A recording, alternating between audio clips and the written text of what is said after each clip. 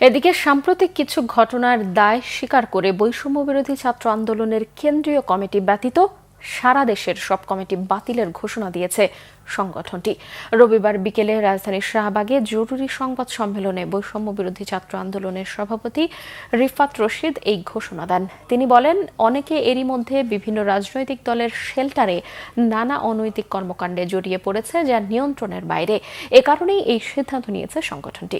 বাংলাদেশের ইতিহাসে এর আগে কোনো সংগঠন অপরাধের দায় স্বীকার করে এভাবে সারা দেশের কমিটি স্থগিত করেনি বলেও দাবি করেন তিনি।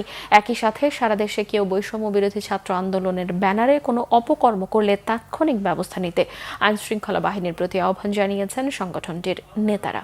সিদ্ধান্ত মোতাবেক বৈষম্য বিরোধী ছাত্র আন্দোলনের কেন্দ্রীয় কমিটি ব্যতীত সারা দেশের সকল কমিটির কার্যক্রম আনুষ্ঠানিকভাবে স্থগিত ঘোষণা করা হচ্ছে।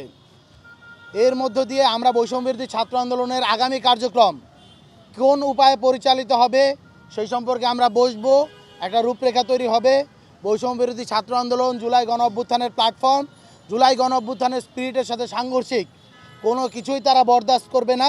এত বড় একটা অ্যাকশন নেওয়ার পরও যদি আপনারা বলেন যে আর কোন ধরনের অ্যাকশন দেখতে চান, তাহলে আমরা বলবো যে আপনারা আমাদেরকে সাজেস্ট করেন আর কোন কোন ধরনের অ্যাকশন নেওয়া যায়, আমরা সেটাও বিচারাধীন করব, আমরা বিবেচনা নিব।